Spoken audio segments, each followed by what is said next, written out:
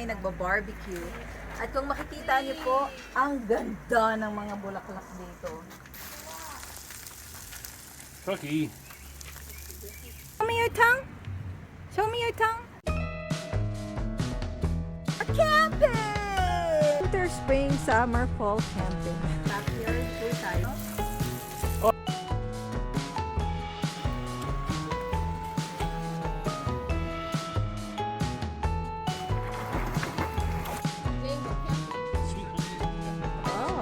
and we are now going someplace. Mapagpalang araw po sa ating lahat at ngayon ay napakaganda ng panahon. Kaya naman, andito kami ngayong Kalamam at kami ay nagba-barbecue. At kung makikita niyo po, ang ganda ng mga bulaklak dito.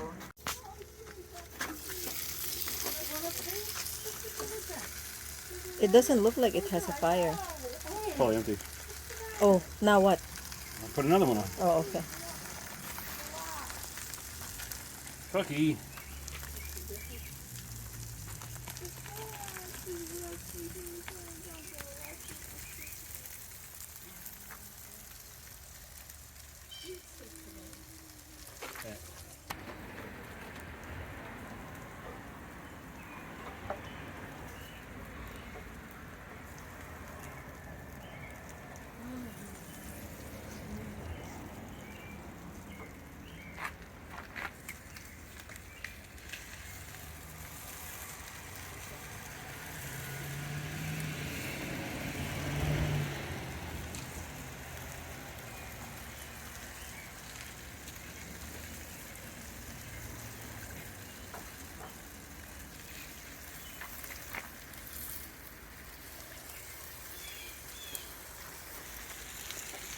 Ito yung portable barbecue na ginagamit namin sa pagka-camping.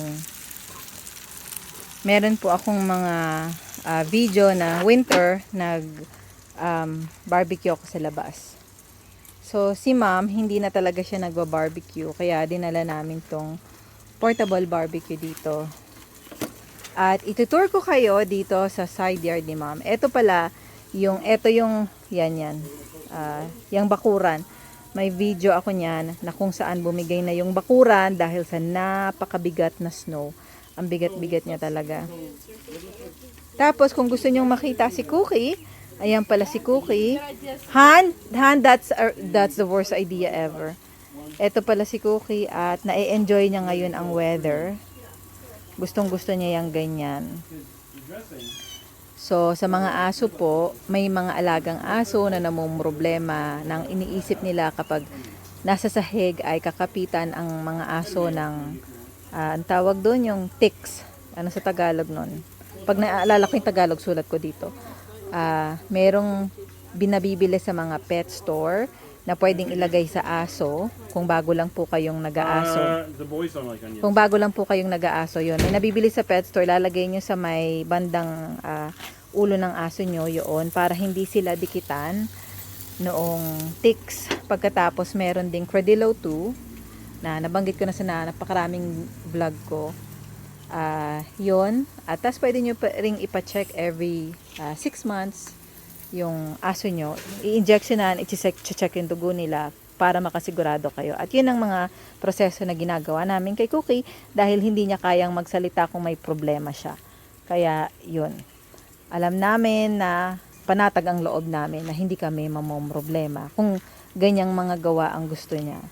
So, pagpasok sa loob, si Cookie ay pupunasan at pagkatapos ay susuklayan. So, pinapabayaan ko lang si Cookie na magganito. Yung mga iba, ayaw nilang nagaganito yung aso. Ako, okay lang sa akin. Kasi at the end of the day, hayop siya. Gusto niya yung nasa nature, yung ganyan. Gusto niya kasama kami. So, marami naman kaming prevention na ginagawa para wag kaming mag-alala. So, anyways, mabalik na tayo. Ito, puno na to ay napakatanda na. Ay, wag niyong pansinin pala to. Kasi nilinis namin yung barbecue.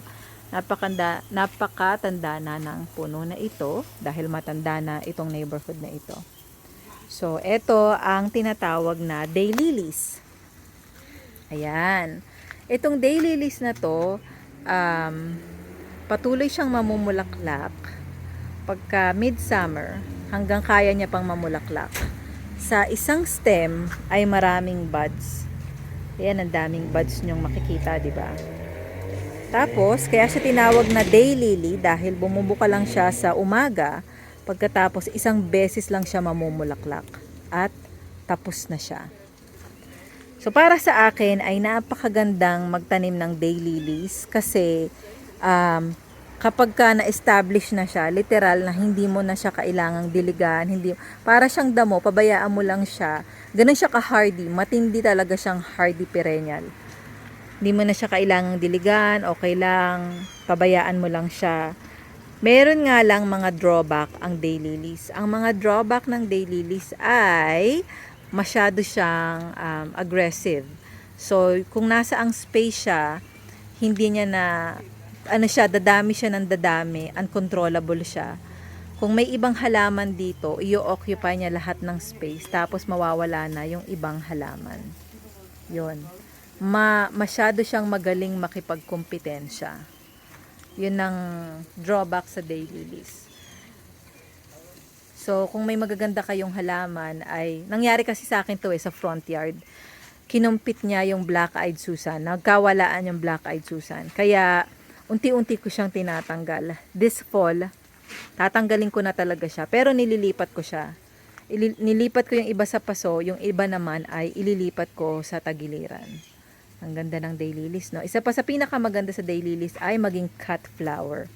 Kung meron po kayong allergy at gusto niyo itong gawing cut flower, so pagka-cut nyo, tanggalin nyo lang to. Kuha kayo ng paper towel, i-wet nyo yung end ng paper towel, tapos iganon nyo, o gupitin nyo siya.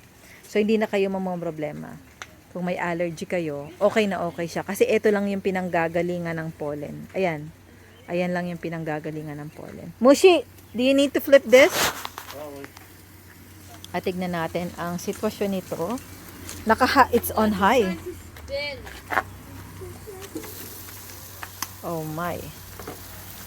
Mukhang ang sarap niya na. Ooh, maybe we should put it on low. Nagutom na talaga ako. Anong oras na ba? Alas 4 na pala. It's 4 o'clock. Ito ang pinakamaganda sa summer. Yung nagba-barbecue kayo, nagre-relax kayo sa labas. Ganyan. Oo. At happy naman ako kasi ang mga magulang ni Mushi ay malakas It's pa. just the barbecue sauce burning. Yeah. It's just the barbecue. Yeah, that's true. This Sa one awa gets one a ng little bit when I took sa it out. awa ng Diyos ay malakas pa sila at lagi ko silang pinagdadasal na mabuhay pa sila ng mahaba pero malusog. 'Di ba? Mabubuhay ng mahaba pero malusog. Ako, yung sausage ko, kakainin ko siya sa kanin. Sila, yung riblets ay ilalagay nila sa bun. Lagyan nila ng onion. Si Cookie, kain din siya nitong sausage. Bigyan ko siya ng konti. At saka hotdog. I thought you were gonna do some hotdogs. You changed your mind? No, I misunderstood. No, just for like the next day if you want barbecue hot dogs for yourself. You're all good? You're fine? I'll do some hot dogs. For yourself, not for us. Lance, just go back. Lance, just back and forth, honey, please. So, magpatuloy naman tayo.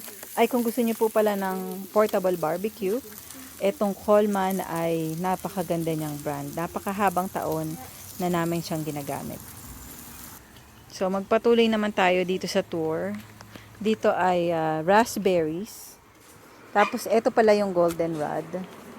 May mga raspberries din dito. Ito yung mga pinapabayaan na lang ni mom na tumubo.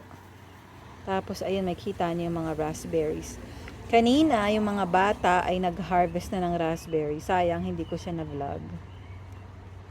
So, si mom, pinapabayaan niya lang magtubuan tong mga goldenrod. Yung iba, ayaw ng goldenrod kasi considered siya na damo. Pero, ang goldenrod ay sobrang nakakatulong kasi kapag end na ng fall ay wala na talagang nagbo-bloom. Kaya yung mga bubuyog ay heavily naka-rely sa goldenrod. Ayan.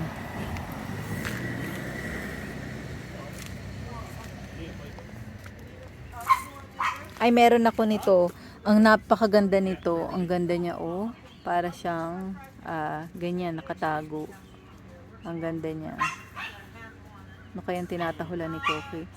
Ang ganda rin nito kapag nagtanim ka nito ng isa, magmumultiply siya sa ilalim ng puno ko. Ang dami nito. Ang ganda niya. So, doon, ang daming raspberries. Mom, the boys don't like their thing to be toasted. I'm all good, thank you.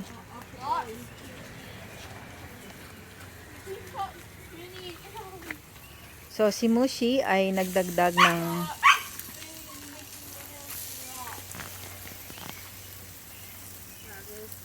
siya ng hotdog. At hindi ko alam kung anong tinatahol-tahol ni Cookie. Are you enjoying the weather, Mushi? It's alright. It could have been better if it's sunnier or what? We've had a lot of sun lately. Kwento ko na rin po pala sa inyo na tawag dito, 4 ba o 5 araw. Heatwave, matinding heatwave, 40 plus degrees Celsius. Sobrang, pag lumabas ka, mararamdaman mo agad yung balat mo parang natutusta. Sobrang grabing. Do you want plate, Mushi? My mom's grabbing one. Okay.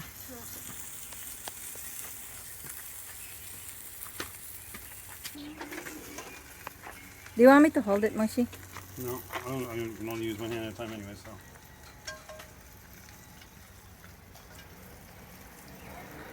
So ngayon ayos ang temperature. May panakanakang pag-ambon. Paunti-unti lang siya at makulimlim.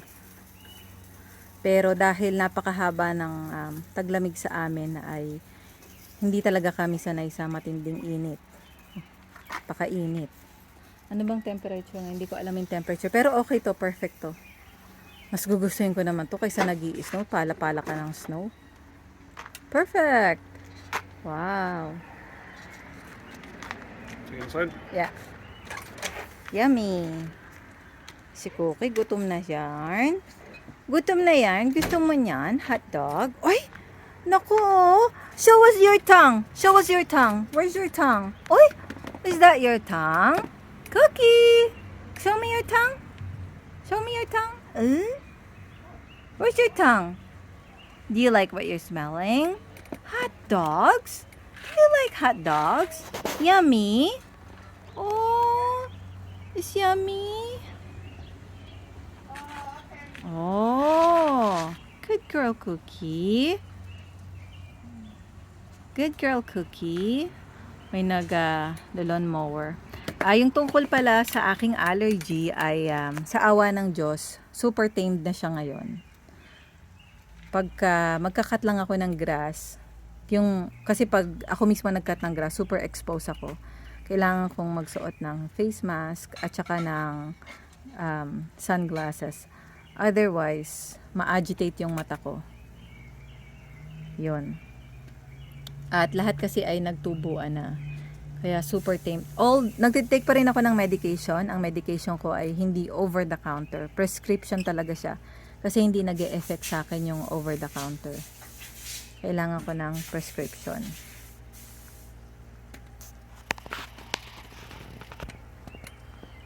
Ang ganda ng ganito. Gusto ko yung ganitong panahon. Yung ma-enjoy mo. Nagba-barbecue. Relax. Pagka summer kasi, sa mga hindi pa po nakaka-experience ng napakahabang winter, iba talaga yung pakiramdam ng paglabas mo nakaganito ka lang, nakaganyan. Ganyan ang suot mo. Yan. Nakatsinelas, ganyan, naka-shorts ka. Ibang-iba yung pakiramdam. Napakaganda ng pakiramdam. Kumpara sa winter, kailangan sobrang balot na balot ka.